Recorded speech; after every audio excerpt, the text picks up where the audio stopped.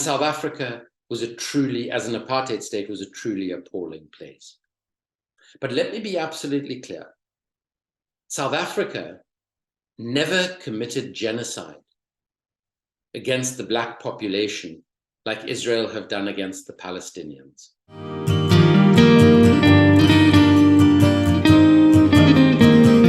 Welcome to the No Cold War Britain podcast, where we bring you in-depth discussions every month on the key issue of our time, stopping the US new Cold War offensive and Britain's role in this major threat to world peace and prosperity. We are bringing you voices from Britain and internationally to delve deeper into why this new Cold War is happening, what dangers it presents, and how we can build a movement to stop it. I'm Ileana Chan, and my co-host is Fiona Edwards. Hi. If you like the work we're doing, please support us by liking and subscribing to this podcast. We are recording this episode 7 weeks into Israel's barbaric attack on Gaza. This Western-backed military offensive has killed over 12,000 civilians and destroyed vital infrastructure. Israel's brutal siege has created a humanitarian catastrophe. For our episode today, we are joined by Andrew Feinstein, a South African former politician who currently resides in Britain and who speaks out powerfully against apartheid Israel and its criminal actions. Andrew is a writer and campaigner, particularly focused on the arms trade and war. His latest book is called The Shadow World: Inside the Global Arms Trade. He is a former member of Parliament for the African National Congress, ANC, in South Africa. He describes himself on Twitter as a proud leftie Jew. Andrew, it is an absolutely great honor to have you with us on our show today. Welcome. Great to be with you. Thanks. For our first question, as Ileana mentioned, we're 7 weeks now into Israel's assault on Gaza, which has really shocked the world for its brutality. And another really shocking element of it has been what the leadership in Israel has been making in terms of statements of their intent in the situation. So Israel's Prime Minister Netanyahu has posed the issue as a struggle between the people of light against the people of darkness. You've got Israel's foreign minister who has said the following: at the end of this war, not only will Hamas no longer be in Gaza, but the territory of Gaza will also decrease. And another Israeli minister has described the Palestinians as human animals. And there are just countless other racist and dehumanizing quotes that we could mention just from the last few weeks alone. And I wonder, Andrew, if you could tell us, what is Israel trying to achieve in Gaza? What are the Israeli government's goals here? You know, it's very difficult to know exactly what the goals of a proudly fascist government are, because that's what the Israeli government is. I mean, if you look at the composition, this is Netanyahu's 6th administration. If you look at the composition of it, the way in which he came to power, he has in place people who have basically been involved in the assassination of Yitzhak Rabin. Someone like Ben-Gvir, who is the national security minister, who just days before Rabin was assassinated, made the statement that they had stolen a religious artifact from Rabin's car. And he said, today we've got his car, tomorrow we will get to Rabin. We have Netanyahu himself, who marched in front of a coffin with Yitzhak Rabin's name on it. And this was because Rabin had signed the peace process with Yasser Arafat of the PLO.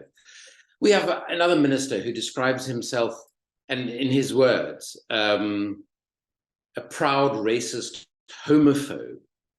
So, you know, the sort of language we're seeing coming out of this government at one level isn't surprising because of the composition of the government. We should bear in mind that these are people who in any functioning democracy would be in jail rather than holding some of the most senior ministerial positions in a government. So that's the first thing to say, is that we're dealing with a government that is probably the most appalling and repulsive government Israel has ever had. Then, on the other hand, to bring this awful coalition of hate together, Netanyahu has obviously had to commit to certain things. Now, that would involve not only the massive expansion of the illegal settlements on occupied Palestinian territory, it would also involve steps towards the vision of the far right wing in Israel of Greater Israel. So the ideology that the whole of the territory, including the occupied Palestinian territories, belongs to Israel. And so what they're doing in Gaza, which I describe as a genocide, by the way, but we can come on to that, is really an attempt to erase that territory of Palestinian people, and thereby to give some sort of succor to these far right-wing proud fascists who do believe that Palestinians are no more than animals, are no more than snakes, as one other minister termed it. And let's bear in mind that this is the language that characterized the Rwandan genocide, that characterized the Pakistani genocide in Bangladesh, that characterized the language of Nazis against Jews and against people who had various physical disabilities, or who were of the left, or who were of traveler communities, or gay and queer people. This is the sort of language that we're seeing in Israel now. And what is most terrifying about it is that our own political leaders, be it in the United Kingdom, the United States, across Europe, and the vast, vast majority of our media seem to find all of this acceptable. And that, to me, is as terrifying as the appalling and disgusting language we're hearing from this truly appalling Israeli government. Yeah, speaking of that sort of language, in the last few years, there has been a ratcheting up of attempts to conflate anti-Semitism with criticism of Israel, notably the controversial IHRA definition, which has been accepted across a number of institutions in Britain. The current unprecedented pro-Palestine protests, the massive unprecedented number of protests in Britain, are being attacked by the government as anti-Semitic. Now, we mentioned in your intro that you've called yourself a proud lefty Jew. What is your view on this? I think you were about to respond, so go ahead. So the first thing to say on this is there is a massive amount of evidence that shows that this has been a conscious tactic of the Israeli government for a number of years now. There is former Israeli cabinet ministers who have spoken publicly about the fact that the Israeli government became very fearful about the growth in popularity of the boycott, divestment, sanctions movement against Israel. And you can understand that. BDS, for shorthand, was absolutely essential in bringing about an end to the apartheid state in South Africa. It is an incredibly powerful tool that can really undermine the economy of another country when there is global solidarity around that. And there was a very conscious decision by the Israeli Ministry of Strategic Affairs to label behavior that was critical of the Israeli government, or statements that were critical of the Israeli government, as anti-Semitic, and to identify anybody who supported BDS, anybody who was critical of Israel, as anti-Semitism. We've seen this played out in the way that it was weaponized against Jeremy Corbyn, for instance, who is very critical of Israel and very supportive of Palestine. We even saw it attempted against Bernie Sanders in the United States of America. Sanders is Jewish. So he just stood up and he said, listen, this is far right-wing nonsense. I'm a Jew. Let's not even talk about this. And thank goodness, most people have just accepted that. In the United Kingdom, there are huge numbers of people who actually believe that Jeremy Corbyn is an anti-Semite. Now, Corbyn is someone I've known since his involvement in the anti-apartheid struggle against South Africa. The man doesn't have a racist bone in his body. I mean, his constituency is comprised of significant numbers of Jews who have voted for him over an almost 40-year period as their MP. And in the last general election, he achieved the biggest majority of any MP. He is supported by huge numbers of anti-Zionist or non-Zionist Jews in his constituency and around the United Kingdom, and even non- and anti-Zionist Jews in Israel itself. Now, are we honestly going to say that every person who is critical of Israel is an anti-Semite? Every person who supports BDS, which is an absolutely crucial, peaceful tool of political opposition, is an anti-Semite? Or anybody who is anti-Zionist or non-Zionist is an anti-Semite? Because then you are talking about huge numbers of the historical Jewish leadership community. Anti-Zionism has been an acceptable ideological position within Jewish debates going back hundreds of years. Now, suddenly all those Jews are anti-Semitic, but there's an even greater irony. And that is Benjamin Netanyahu, the Prime Minister of Israel today, is friends with huge numbers of actual anti-Semites. And let's remind ourselves what anti-Semitism is.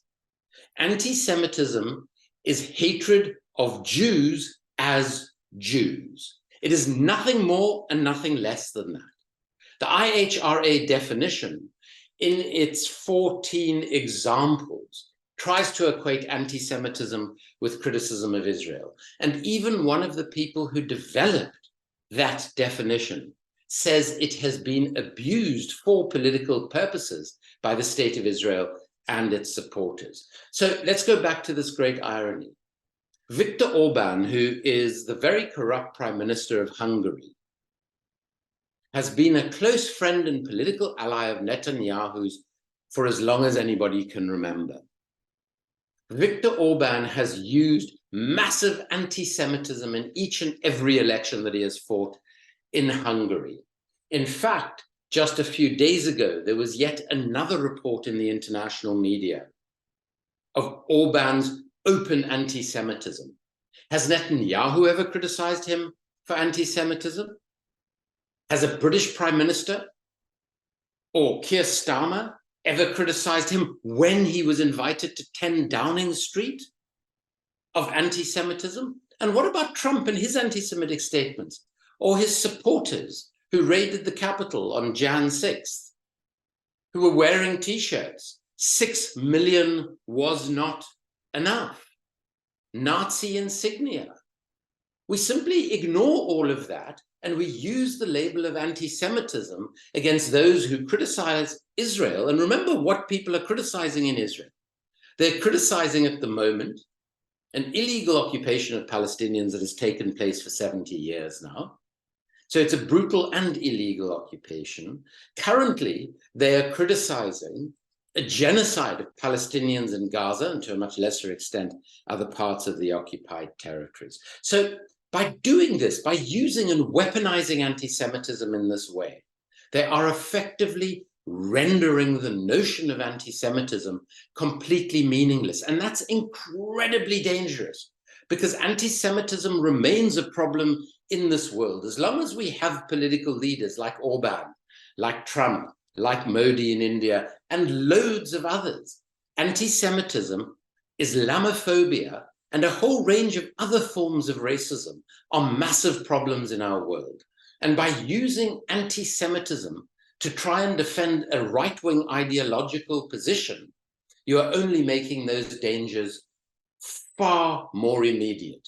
And if I can say one more thing on this. My mother was a Holocaust survivor. She survived the Second World War in occupied Vienna, hidden in a coal cellar for 3.5 years. And when the SS or the Gestapo came to the group of buildings that she lived in, she was rolled up in a carpet and put up against the wall in case they would break into the coal cellar. She lost dozens of her family in Theresienstadt and Auschwitz, murdered simply because they were Jewish. As a consequence of that, when I became an MP in South Africa's first democratic election, I introduced the first ever motion in the history of the South African Parliament on the Holocaust. I have written about genocide prevention for the Auschwitz Institute, And I have lectured at Auschwitz on genocide prevention, along with Deborah Lipstadt, who is now Joe Biden's ambassador at large against anti-Semitism. To use the memory of those who were slaughtered by the Nazis to try and reduce the notion of anti-Semitism as including any criticism of Israel or any criticism of the far right-wing ideology that characterizes the Israeli government today is an offense to the memory of all of those people. And as my mother taught me, growing up in apartheid South Africa, she said, when we say never again, we didn't mean never again just for Jews. We meant never again for every single human being, because all human life is sacred and all human life is equally sacred. And I'm afraid to say, over the past 7 weeks, we've seen a lot of commentary from Israel itself, from our own politicians, from our own media, in which it's absolutely clear that they don't believe that all human life is equally sacred. And there's a word for that, and it's called racism. And we need to call that out as it's happening now. So we're prepared to say, as Joe Biden and Rishi Sunak and Keir Starmer and many others have said, that Israel can continue to do what it's doing in Gaza, which, by the way, includes the slaughter of over 13,000 people, including over 4,000 children, because 1,400 Israelis were killed in the most horrific circumstances by Hamas. Now, that simply means that every Israeli life has a greater value than any Palestinian life. And I'm afraid that's just unacceptable. That is simply unacceptable.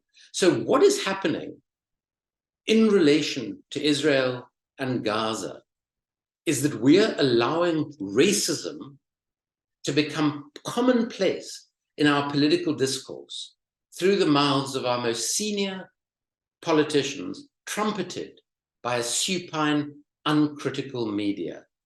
And in so doing, we are rendering useless and meaningless incredibly important terms like anti-Semitism, Islamophobia, and racism itself. Well, thanks so much for that, Andrew. That was such a powerful answer to that question. And thank you so much for sharing that personal experience of your family history. Such a devastating situation that we're facing today in terms of the weaponization, when what we're seeing is, like you say, an attempt to reduce the value of Palestinian life. And I think absolutely correct about the level of racism in our media and in our political class in the West that goes along with that. You mentioned the issue of global solidarity. And what I wanted to ask you about, obviously you've got a political background in South Africa, and the South African government is one of 5 countries now that has referred Israel to the International Criminal Court for war crimes in Gaza. What do you think is the significance of this move? What crimes do you think Israel has committed? And do you think it's possible for Israeli politicians to be held to account for these crimes? So the first thing I would say is it's absolutely clear that Israel has, over the past 7 weeks in Gaza, committed a whole series of violations of international humanitarian law, international human rights law, the laws of war, what we commonly refer to as the Geneva Convention, and I would argue has committed the crime of genocide, which is a crime against humanity. And why do we say that? Well, collective punishment against an entire population or people is a war crime. The indiscriminate bombing of civilians, of places of civilian residence, of hospitals, of places of work, of places of worship, are violations of international humanitarian law. So there is absolutely no doubt, and we've seen over the past weeks, we have seen genocide specialists, including Jewish Israeli academics, a professor of genocide studies at an American university, who has laid out very clearly in terms of statute why Israel is guilty of these offenses. In addition to which, and long before the 7 weeks that we're talking about, it is absolutely clear to anybody who has read the Rome Statute, which defines apartheid, that Israel has been guilty throughout its existence of committing the crime of apartheid. And this is why, and this is a great irony, many Jewish South Africans revere Nelson Mandela, who was our extraordinary liberation leader and our first post-democracy president. They forget that Mandela was extremely critical of the state of Israel, and that the ANC was in an alliance for decades and decades with the Palestine Liberation Organization under Yasser Arafat. And when both Nelson Mandela and Archbishop Desmond Tutu, who both happen to be political mentors of mine, were asked about their attitudes to Israel, they answered, first of all, for those of us who have lived through apartheid and who have suffered under apartheid, and please understand that as a white South African, I never suffered under apartheid. It was those of my fellow citizens who were described in the apartheid legislation of the time as non-white who suffered the most appalling discrimination under apartheid. But Mandela and Tutu both said on different occasions, for those of us who have suffered the crime of apartheid, who understand what apartheid is through our own lived experience and through the reading of the statutes that were developed specifically to refer to apartheid South Africa, we have no doubt whatsoever that Israel is an apartheid state. In addition to which, they say, why would we be supportive of a country that was allied with, provided nuclear weapons and other weapons to our oppressors, the apartheid South African state? And they have a very legitimate point. So they argued not only that Israel was an apartheid state, but also that it enabled and facilitated apartheid in South Africa to last far longer than it otherwise might have, because Israel and South Africa jointly developed nuclear weapons. So it is of no surprise to me that the South African government has so taken the lead over the past few weeks in condemning Israel, in breaking off diplomatic relations with Israel. The Israeli embassy was closed by the South African government just a couple of days ago, and that South Africa has taken the lead in referring Israel to the International Criminal Court. So what possibility is there of being accountability for what has been going on in Israel? And here, unfortunately, there is a far less positive outlook. The International Criminal Court, which I think is an incredibly good idea, and which the United States of America has never signed up to, has unfortunately focused its attention on leaders in the global South and the crimes against humanity that they have committed, and on occasion against leaders during the Balkan conflict. There has never been a so-called Western leader or Western official who has appeared before the ICC on charges of war crimes, crimes against humanity, violations of international law, etc., etc. And this is particularly ironic, given that it's in its entire history, the United States of America has only not been at war or in conflict for 15 years, 15 years throughout its entire history. The United States of America produces 53% of the world's weaponry. The United States of America provides 70 to 90% of Israel's weapons that are being used to kill innocent Palestinians over the past 7 weeks, with Britain and the countries of the EU providing the remainder. Now, the reality is, both in terms of domestic law in the United States of America, the UK, and Europe, in terms of our arms export control laws, in terms of the statutes to which we are signed up, these are violations of our own laws. They are also violations of regional and international treaties of which we are signatories. The reality is that the world exists in a state of total hypocrisy and double standards. There is one law for those who are our allies, and there's another law for those who are not. So we look at the reality of the violations of international humanitarian law and likely war crimes that have been committed by Saudi Arabia and the United Arab Emirates in Yemen, a conflict that has gone on for over 8 years. There has been zero accountability for that conflict. And because of the dominance of the United States and the West generally, the possibility of Israel being meaningfully held to account for its genocidal slaughter of Palestinians is virtually zero. And that reflects a far greater problem of the current state of not just our geopolitics, but our local and domestic politics as well. Can you expand a little bit more about your firsthand experience in South Africa about dealing with apartheid, living through apartheid, and what we're witnessing now?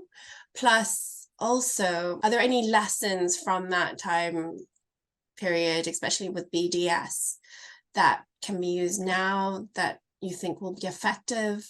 I was incredibly fortunate, not only to be born white in an apartheid state, which meant that I had a remarkable education and I have a string of degrees from great universities because it was the way to stay out of serving in the apartheid military, but also because as I was growing up, my mother being Austrian, my father was South African, we used to travel between South Africa and Vienna a lot. So I was schooled during my primary years, both in South Africa and Vienna. So unlike many white South Africans who didn't travel outside of the country, they had no experience of anything other than the apartheid of South Africa. As a consequence, white South Africans became remarkably insular. They thought that the whole world was against them. When I became involved in the struggle against apartheid with the ANC, which was in my late teens, even though extended family members didn't realize that I was involved with the ANC, they knew that I was involved in politics, in townships and squatter settlements. And they would ask me regularly, one, whether I was on drugs, two, whether I had mental health issues, because they couldn't understand how a white person would side with what they saw as a black organization. It's very similar to the sort of nonsense one hears towards Jews who are pro-Palestinian about, oh my God, there must be self-hating Jews, there must be anti-Semites, etc., etc. All this sort of pop psychology nonsense that really does my head in, having studied 6 years of clinical psychology. I mean, if these people realized just how stupid they were, they would maybe stop this sort of pop psychology nonsense. But the reality of apartheid South Africa is that you had a society that was completely divided on the basis of race. So everything was decided on the basis of race, much like legislation that was passed a few years ago in Israel that determined who were full Israeli citizens and who were not, which was simply defined as to whether you were Jewish or not. So in South Africa, you were either white, in which case you were privileged, or you were Black African, or you were so-called colored, a person of mixed race, or you were of Asian origin. And that determined where you could live, what jobs you could do, where you could go to school, where you could study, what public transport you could or couldn't use, what other public amenities you were or were not allowed to use. The way in which I bring this to people's attention to try and make it in some way comprehensible for people who never lived through this. My partner, and we're about to celebrate our 30th wedding anniversary, so my partner of a long, long time, is a person of color. She's not South African. If she had come to South Africa during apartheid, we would have had to live in separate, what were called group areas. She would have had to live in an Asian group area. We would not have been allowed to go to the same cinema together, to the same theaters. We would not have been able to sit on the same benches together. We would not have been able to travel on the same buses or trains together. But to encapsulate the true absurdity of the apartheid state, we would not have been allowed to travel together in our own car. It was illegal for a white man and a woman of color to travel alone together in the same vehicle. Quite what this government thought was going to happen in this vehicle, I have absolutely no idea. But this was the level of absurdity of the apartheid state. And because of my mother's experience during the Second World War, she fought against that apartheid state from the time she moved to South Africa through an organization called the Black Sash. And she taught us the true evil of racism. And South Africa was a truly, as an apartheid state, was a truly appalling place. But let me be absolutely clear. South Africa never committed genocide against the Black population like Israel have done against the Palestinians. Yes, there were mass murders, for instance, at Sharpeville in 1960, when over 300 women were shot dead for protesting against the identity document they had to carry, or in 1976 at Soweto, where Black school children who refused to be taught in Afrikaans, the language of the oppressor, were simply shot down and hundreds were shot dead. Or at Boipatong, just south of Johannesburg in the 1980s, when ANC supporting workers were murdered because of their political allegiances. But at no point did the South African apartheid state attempt to wipe out the entire population of a piece of territory of our country in the way that Israel has done with Gaza. And the reason for that is very simple. Apartheid South Africa needed the Black workforce for its economy to grow. Apartheid Israel does not require the Palestinians as a workforce, as a subjugated workforce, even though it does utilize some Palestinians. But it is nothing like the dependency that existed in apartheid South Africa. So in many ways, over the past 7 weeks and before that, we have seen the Israeli state engage in activities and actions that I believe are genocide, that are far, far worse than anything that was perpetrated by the apartheid South African state.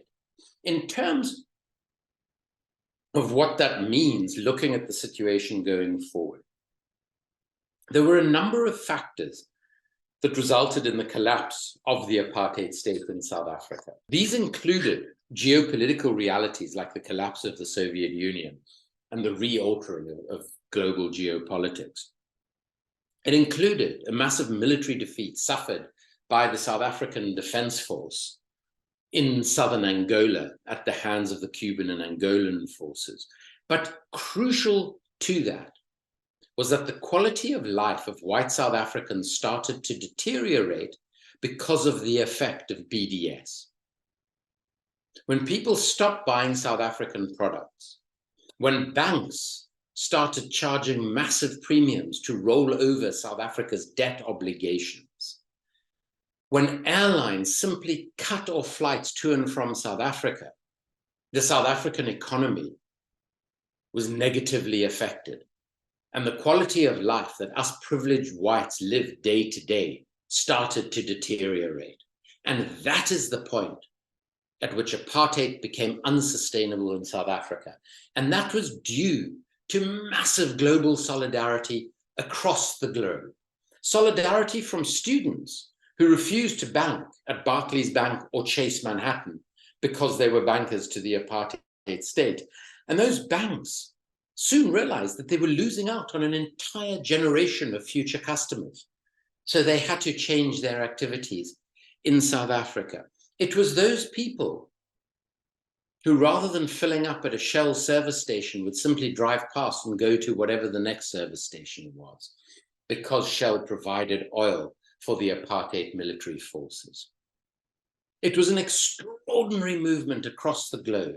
And many people I come into contact with of my sort of age group, which is quite a bit older than either of you, remember their families, wherever they were living in the world, engaging in boycott, divestment, and sanctions against South Africa. And this was at all levels.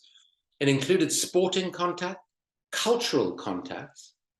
So it was only real profiteers, musicians and others, and sports people who would come to South Africa privately, where they were paid ridiculous amounts of money to play or to perform for the apartheid state.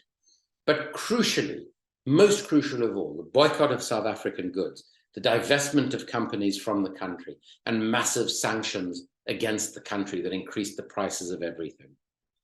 And any politician on the planet who has a shred of humanity would have to support BDS against the current Israeli state.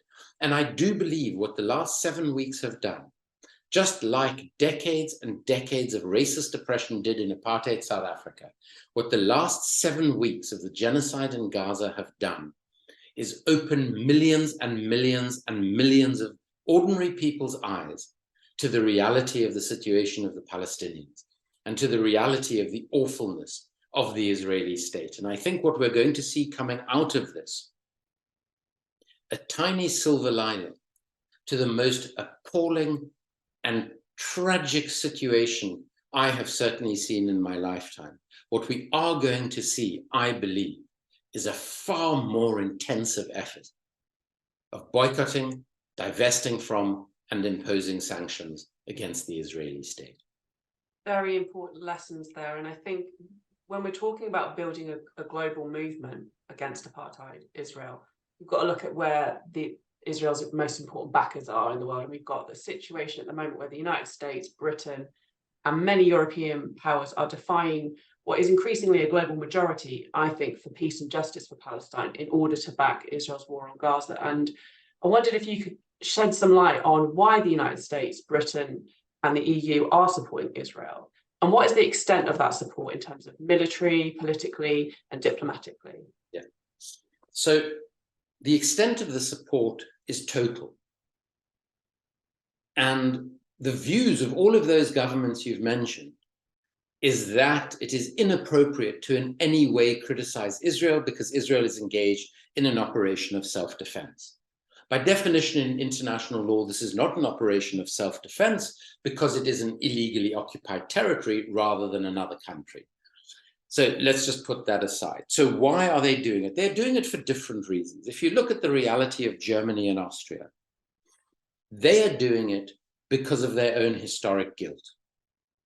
The problem with German society and politicians is that they have simply equated all Jews with the state of Israel.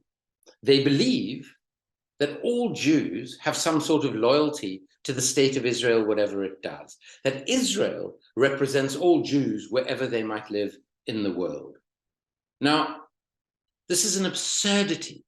This is an absolute absurdity, and I would argue is also quite racist, because this simply assumes that all Jews think in exactly the same way, that all Jews have exactly the same politics. So it then comes back to the issue of what about anti-Zionist Jews? What about the ultra-Orthodox Jewish Israelis who are opposed to the existence of the state of Israel? But unfortunately, there isn't sufficient nuance in certainly German political leaders' mindsets to actually be able to deal with this. So we have a situation where the Christian Democratic Union in Germany have actually introduced a piece of legislation that for someone to become a German citizen, they will have to sign a document stating that they are committed to the existence of the state of Israel. Now, this is total insanity. But I suppose one could understand it on the basis of Germany and Austria's political history in relation to the Holocaust. I believe the lessons they have learned from the Holocaust are completely misunderstood. The lessons of the Holocaust should be the true meaning of never again. And Germany and Austria should be at the forefront of never again. And even if it is the Israeli state committing crimes against humanity, committing genocide, violating international humanitarian law, Germany and Austria should have the clarity of mind to understand that because of what happened as a consequence of the Nazis, they should never allow anyone, regardless of their identity, commit similar atrocities against any other human beings. In terms of the United States and the United Kingdom and a number of other European countries, I think that what we are seeing at the moment is the rise of what I describe as ethno-nationalist politics. We see it with people like Viktor Orban, with people like Prime Minister Modi in India. We see it with characters like Trump and their ilk, with Boris Johnson in the United Kingdom, where actually these people have remarkably racist, xenophobic, and ethnocentric instincts. And unfortunately, if you have that sort of worldview, that sort of ethno-supremacy, if you will, that has become popular amongst significant numbers of voters in Europe, the UK, and the United States of America, then what represents the ultimate manifestation of this sort of ethnic supremacy but the state of Israel? And this results in the most absurd intellectual contortions, not only in the way Germany and Austria do it, but in the United States of America, where, when the Capitol was stormed, you had these people wearing these T-shirts, Camp Auschwitz, 6 million was not enough, standing happily next to people with Israeli flags. You have the situation where right-wing evangelical Christians in the United States of America have been behind legislation at state level that makes it illegal to boycott Israel in any form whatsoever. And in some states, state employees have to sign contracts that they do not support BDS in any form against Israel. And why are these people doing that? Well, if you see the brilliant film Boycott, where lots of these people are interviewed, the leader of this movement actually says, we require the existence of the state of Israel for the return of the Messiah, our Lord Jesus Christ. And the interviewer then asks him, what happens then? And he explains that at that point, he and all of those who accept our Lord Jesus Christ into their lives will be elevated to eternal heaven. And the interviewer then asks, but what about the Jews in Israel? Because they do not accept Jesus Christ as their Lord.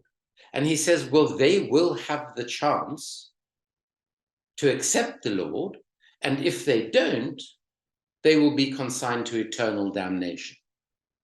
So there are some people who are taking very extreme but very influential positions on these issues, who are doing so for incredibly selfish reasons based on their remarkably narrow reading of the scriptures.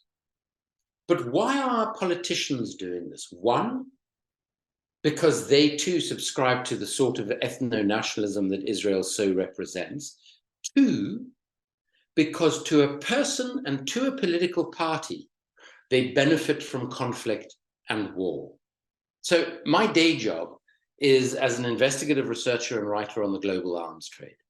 The global arms trade accounts for around 40% of all corruption in all world trade. And a huge amount of that corruption goes to our politicians and political parties. In the United States, where it's a form of legalized bribery, in the UK and Europe, where it is a form of illegal bribery, but it still continues at an extraordinary rate, hidden behind a veil of national security imposed secrecy. So what our politicians need is conflict and war, and this reduction of the world into these Manichean notions of good and evil that require no nuance, that are black and white, as apartheid South Africa was. Because these defense companies, since the Second World War, the weapons-making companies, who have seen their share prices skyrocket in the past 7 weeks, are exactly the companies who are oiling the wheels of our political systems, funding our political parties, funding politicians, sometimes not when they're in office, more often once they've left office. If one looks at Tony Blair, for instance, who has made over £100 million in our estimation, as we've published it, out of his links to British arms companies, to the invasion of Iraq, and to other stoking of conflict while he was Prime Minister of Great Britain. And that's all come since he left office. So, you know, for an aspirant Prime Minister, they think, well, to ensure that I get amongst the super wealthy, because they have become part of what David Graeber called the 1%, I'm going to do everything I can to encourage the financial and economic health of our defense companies. That's going to ensure my political party is very well funded. It's going to ensure that I am incredibly well funded when I leave politics.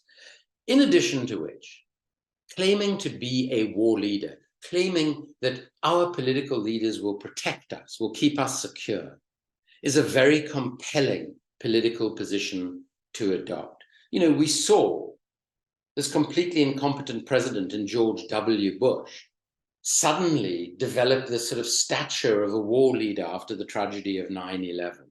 We saw Blair, who after the first conflict that he was prime minister under, you almost felt as though he grew in his own personal stature. So there's that dimension of it as well. And then I'm afraid to say, and of course this has been claimed to be anti-Semitic, it's nothing of the sort. The notion was developed by two Jewish academics in the United States of America. There is a massive Israeli lobby. So you look, for instance, at someone like Keir Starmer, who is leader of the Labour Party and likely to be the country's next prime minister, and who is also my local constituency MP. He received the biggest ever individual donation to the Labour Party of £5 million from a gentleman who's a South African, now living in the United Kingdom, whose father made his money out of the apartheid South African state, and whose only political interest is in ensuring support for and no criticism of the state of Israel. Now, whose interests is Keir Starmer going to serve when he has to decide whether Labour should support a ceasefire or not? The interests of his constituents, the vast, vast majority of whom supported a ceasefire many, many weeks ago, which would have saved the lives of thousands and thousands of innocent people, or the demands of his donor, who's just given him £5 million with a party that is 10 to 15 million pounds in debt. So it's also a consequence of the way in which money works in politics in the world in which we live.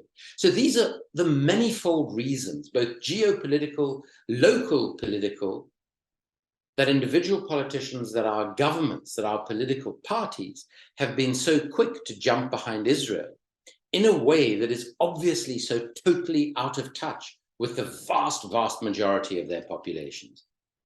Just sort of to hone in a little bit more on this, because I hear a lot of discussion about, you know, maybe, and this part may be quite anti-Semitic, like Israel controlling us or but is there, from what you're saying here, the military-industrial complex props up our failing political systems in the West. And it's all sort of connected, but is there something strategic in particular about Israel? Absolutely there is. So, you know, I don't buy into this notion. I once gave a talk to what I thought was just a discussion group that turned out to be a UKIP discussion group. So this UKIP was this far-right party pushing for UK independence from Europe. And I was talking about the global arms trade, and some chap at the back started shouting, "Oh, it's all about the Jews." And I said, "What?" And he said, "Oh, yes, if the Queen," because she was still alive at the time, "if she wants to visit the Bank of England, she has to travel to Switzerland to get the key to the Bank of England from Baron Rothschild, this Jew. And Jews control the world." As I was explaining to this guy that, first of all, if the Queen visits the Bank of England, that there would be an official visit. She ain't going to be the person locking and unlocking the door. And believe me, there are security guards who hold those keys, and they probably live fairly close to the Bank of England in the East End of London, and they would be of every religion and nationality you can find on the planet. As I was saying this, some other person in the audience started shouting out, "No, no, it's the Muslims. The Muslims control everything." And he started showing on his phone. He said to me, "Do you know why Jeremy Corbyn is never in the country on weekends?" So I said, "Oh, I didn't know he was always out of the country on the weekends." And this guy said, "Because he fights with Hamas." And he started passing around his phone to the audience, on which there was this picture of a very sort of well-built young fighter in a Hamas uniform with Jeremy Corbyn's head stuck on top of it. And you know, my sort of pithy immediate response was, "Well, I'm sorry to disappoint you both, but I am Jewish. My partner is Muslim. Our children were described in South Africa when they were born as Muslims. They are half Jewish and half Muslim. And believe me, we control absolutely nothing. And I then explained to them these sort of ridiculous notions that Jews control all global finance and global finance controls the world. And I think one has to be careful of avoiding that sort of protocols of the elders of Zion type nonsense with the fact that the Israel lobby is a reality, that Israel spends millions and millions, if not billions of dollars on trying to sanitize its image around the world and effectively on trying to buy influence. Huge numbers of states do that. Saudi Arabia does exactly the same thing and probably spends more than Israel on doing that. You know, is it Islamophobic to suggest that there is a Saudi lobby or an Emirati lobby?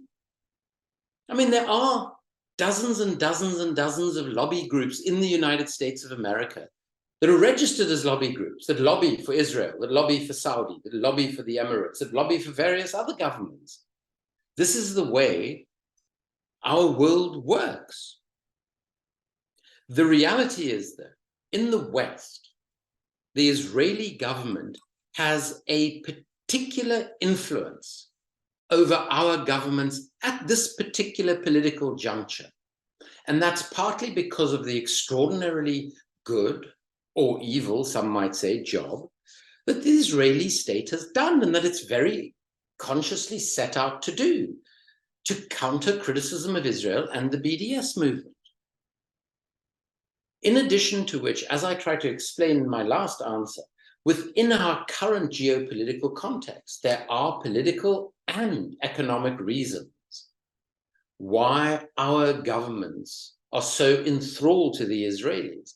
And we must understand that Israel's economy, which is built on its defense and homeland security industries, unsurprisingly, is an absolutely integral part of the global weapons business. It's an integral part of the United States arms industry. You know, the United States of America gives Israel just under $4 billion every year to spend on weapon development.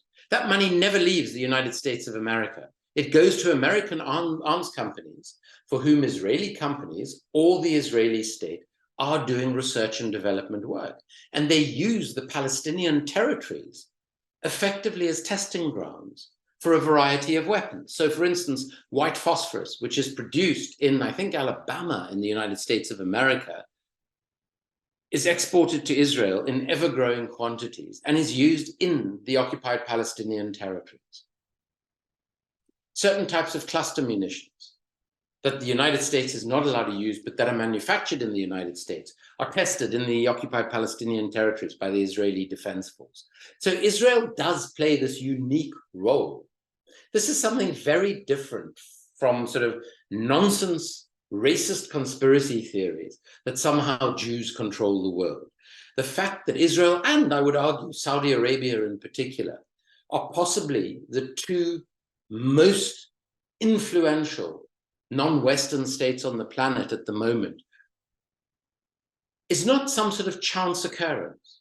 It's by design and it's by effort. And to criticize that or to not be able to talk about that is basically banning discourse on one of the most important characteristics of our geopolitics in the current political conjuncture.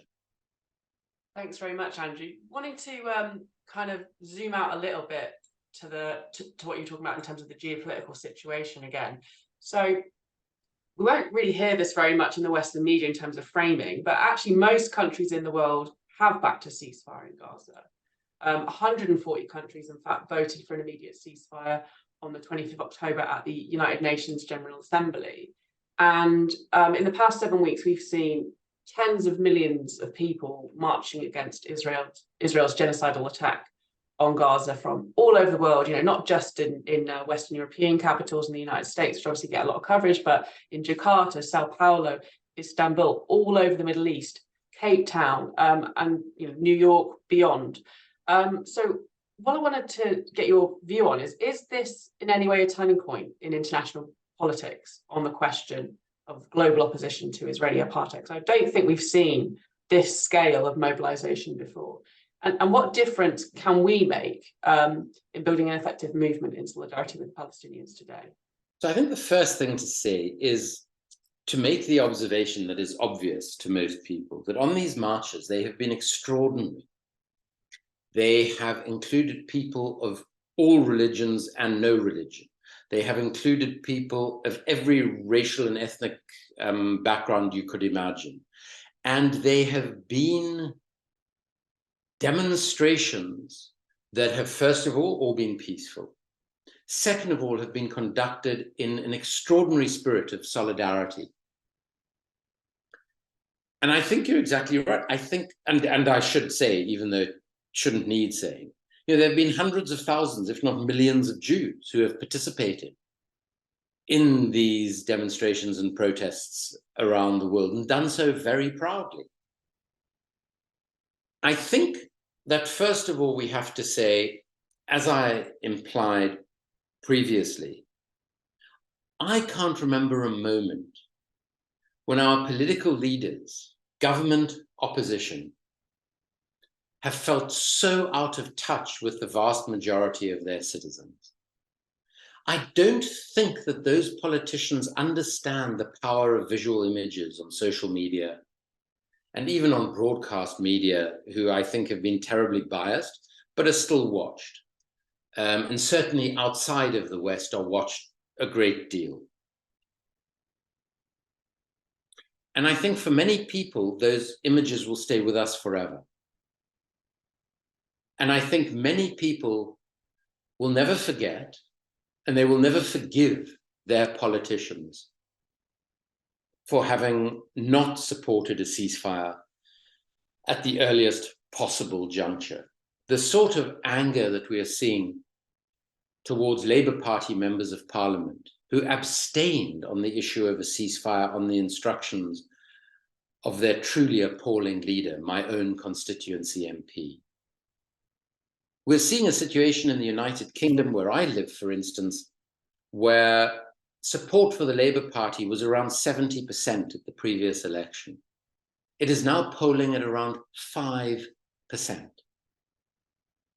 And I think if one takes this across the citizenry in its entirety, I think that it is going to impact politics in a way that is going to shock our politicians.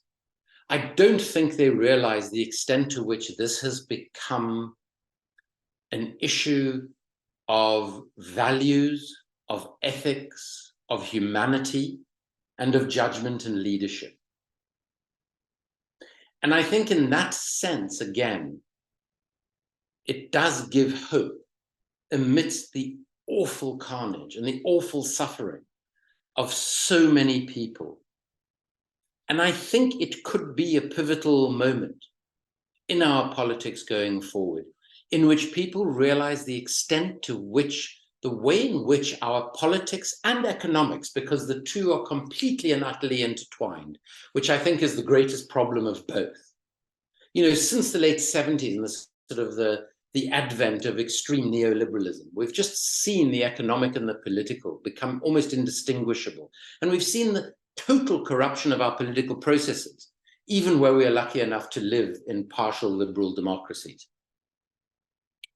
But I think that what this moment has done is it's made millions of people around the world realize just how completely corrupted, obsequious, unrepresentative, mendacious, and corrupt our politics have become. And I think that where we go to from here is a reevaluation of the way in which we organize our political and economic lives. And I wish I could tell you what the answers were, how that should be. But I think we're in what the philosopher Karl Popper described as a classic interregnum. We are between two paradigms, where the one paradigm, the vast majority of people realize the one paradigm has failed us.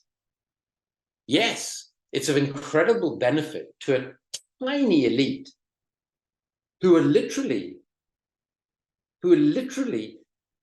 sucking whatever they can out of the system as though it is the dying days of the system.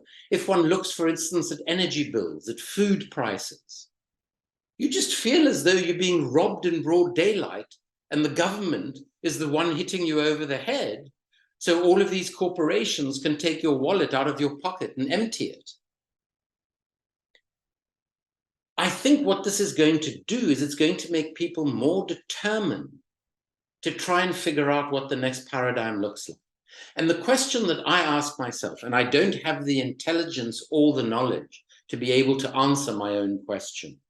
And it's why I love in the work that I do in my organization, we have extraordinary young people who are so much more creative, so much more smarter than I am, who are thinking about these issues in far more informed ways. But the question I ask is, given our technological advances, is the notion of liberal representative democracy as it's currently practiced, is it the most desirable form of meaningful democracy that we can have in the world?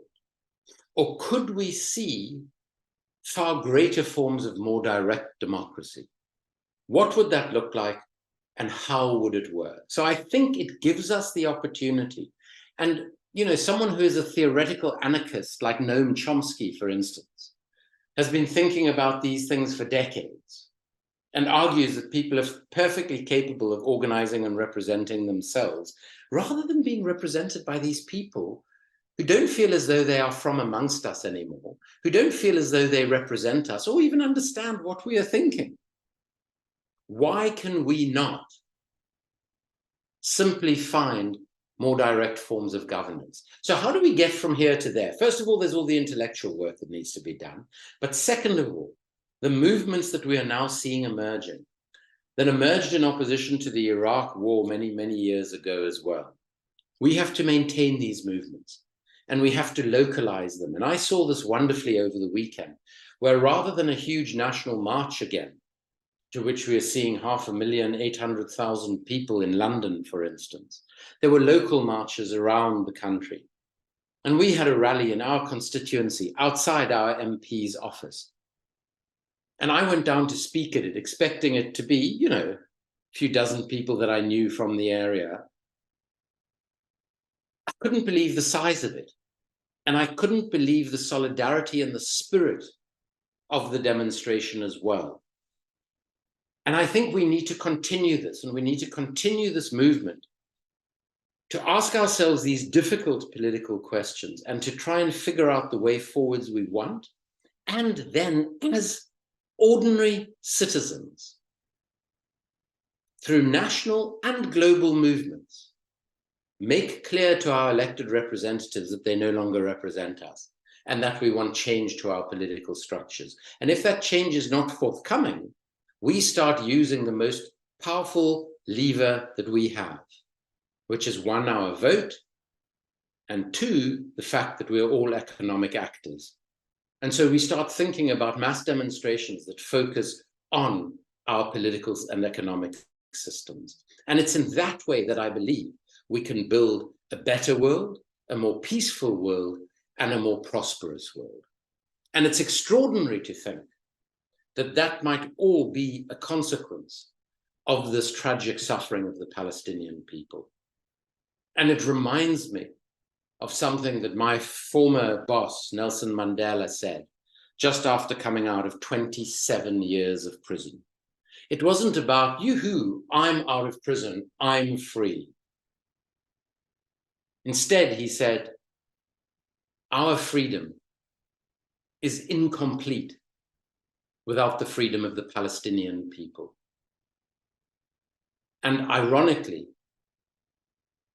it is by engendering the freedom of the Palestinian people that we might all actually make ourselves far more free, live in the sort of world we want to live in, where we focus on the real threats facing humanity, the climate catastrophe, global pandemics, ever-widening inequality and poverty.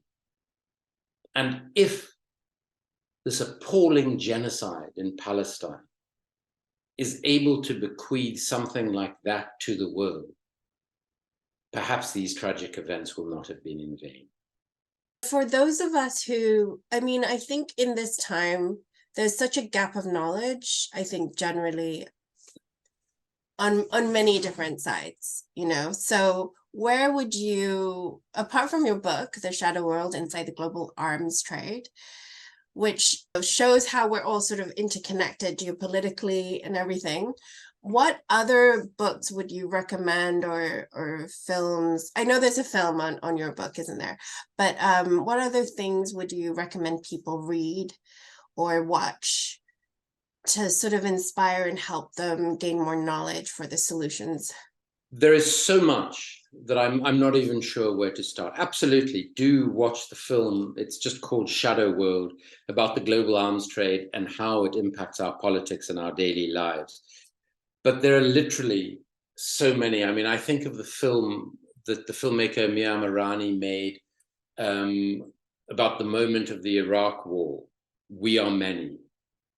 I think about a number of films made about the weaponization of anti-Semitism. There is the Al Jazeera film, The Lobby. There is the series, The Labor Files, particularly the second in the series on anti-Semitism and racism. In terms of books, there are so many that I could recommend. A book that I would recommend every single person to read, and that I know this sounds very twee, but I actually keep it next to my bed. It's a book by an extraordinary Latin American writer who unfortunately is no longer with us, who the Shadow World film is dedicated to, called Eduardo Galeano. And Eduardo, who wrote an extraordinary book called The Open Veins of Latin America, about the impact of colonialism and neo-colonialism on Latin America, which was given to Obama very publicly at the UN General Assembly, which then increased the sales of the book by millions. But it's another book that he's written. It's a book called Children of the Days. And it's a book that's divided into 365 chapters, some of which are just one sentence, some of which are a few pages. And Galeano's prose are just extraordinary.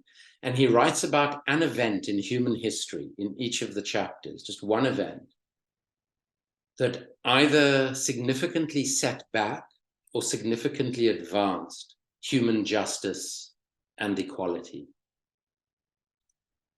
And at both good and difficult times, it is incredibly important just to remind oneself that throughout human history, there have been those who have always been on the side of humanity, and there have been those who have always tried to selfishly profit and take advantage of humanity. And each one of us has to decide which side of that divide we are on.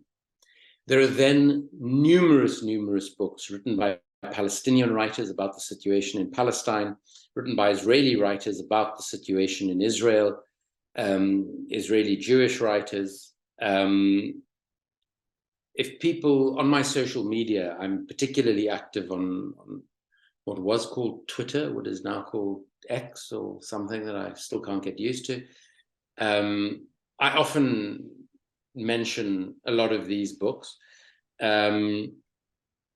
so people can find out about them there. There is one other film that I think is incredibly important to watch, which is called Death of Democracy, that is about Brazil, and it's about how an anti-corruption campaign was used to get rid of an entire progressive leadership in order to insert a far more corrupt, far right-wing leader who did the most unspeakable damage to the environment, to indigenous Brazilian people, to harmony in Brazil, to the Amazon rainforests, etc., etc.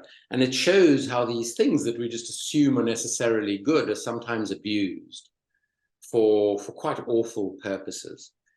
And I would strongly recommend people to, because I'm completely distressed by our commercial media. I think our commercial media more and more just reflects the interests of those who fund them. So I would suggest independent media in the United Kingdom, something like Novara Media, which is brilliant on all of these topics we've discussed. Declassified UK, which is an incredible media platform dealing with British foreign policy, defense policy, intelligence policy, etc., that is really eye-opening. For instance, talking about the regular flights from an RAF base in Cyprus to Israel. And the British government will not say what is on those planes. So we are probably within our rights to assume that it is various forms of weaponry for the assault on Gaza. In the United States, the Intercept, Tom Dispatch, there are all of these great independent media outlets that I would strongly, strongly encourage people to look at. I feel terrible mentioning any of them because there are literally dozens and dozens that I'm therefore not mentioning them. But there's so much brilliant alternative media out there. But those would be some of the ones that I would strongly encourage people to have a look at. Fantastic. I hope I've been, thinking I need to update my reading and watch list now based on that, Andrew. And I hope everyone listening has been taking notes. But don't worry, we'll put as many links as possible that were mentioned in the show notes, because I think it is an important time where we that we are informed, and the mainstream media isn't informing us. Although some of the images, like you mentioned, of what is happening in Gaza, people can see it with their own eyes, and it's very hard to hide this reality. But there are thankfully so many sources of alternative information that we can get that is objective and truthful and real service to people finding out what's really happening. And I'm so glad that you mentioned the open veins of Latin America, and it was Chavez that gave Obama that book. And I think that's such a powerful moment, because let's not forget, in Latin America, the role in which the United States has played in trying to overthrow countless democratic governments, including Hugo Chavez. That was a very powerful moment when Chavez handed over